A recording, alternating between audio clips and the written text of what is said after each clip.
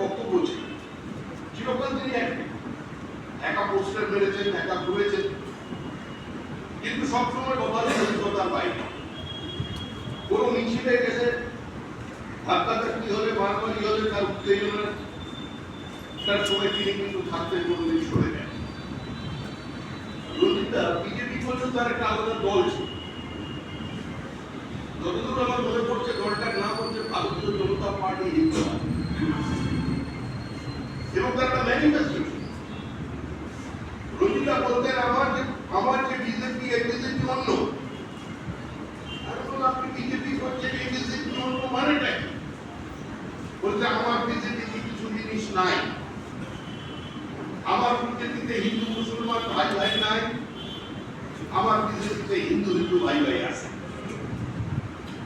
আমার বিজেপিতে গান্ধীবাদী সমাজবাদ নাই, আমার বিজেপিতে সুভাষ বোস আছে। আমার বিজেপিতে ধর্ম নিরপেক্ষতা নাই। এই ফালতু ব্যাপারে আমি থাকি। তাহলে আপনি বিজেপি করছেন না কোন পার্টি করছেন? বলছে আমি দুটোই করছি। চিরকালই মজার মধ্যে ছিলেন। যদি আমি 83 সালে চিনি, তাহলে সেই যুগের কথা বলি, কোন স্ট্রিট কর্নার মিটিং করলে 1 ঘন্টা বক্তৃতা করলে 8 ঘন্টা বলতে হতো আমরা জনতা পার্টি নই, আমরা ভারতীয় জনতা পার্টি। তখন পর্যন্ত পশ্চিমবঙ্গে বিজেপি পরিচিত ছিল হরিপদ ভারতীর পার্টি বলে, আর কিছু কিছু জায়গায় মানুষ এই পার্টিটাকে বলছে অটল বিহারী বাজপেয়ী পার্টি।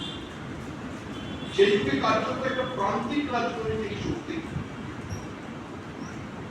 যাদের সেভাবে কোনো শতাংশের হিসেবে ভোট শেয়ার নেই। যেই রাজনৈতিক দলের অবস্থান, যেই রাজনৈতিক দলের রাজনৈতিক বিবৃতি ভারতীয় রাজনীতিতে বা